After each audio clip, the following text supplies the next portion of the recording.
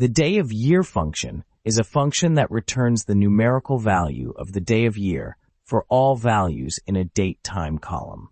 For example, January 1st would be a numerical value of 1, and January 2nd would be a numerical value of 2. Let's begin by creating a beast mode called Day of Year. Now, let's see how this looks in our data. It is always a best practice to check your aggregation settings on any column you bring into a card. In this case, we want to make sure the day of year column is not aggregated. This function has successfully extracted the numerical day of the year from our date-time column.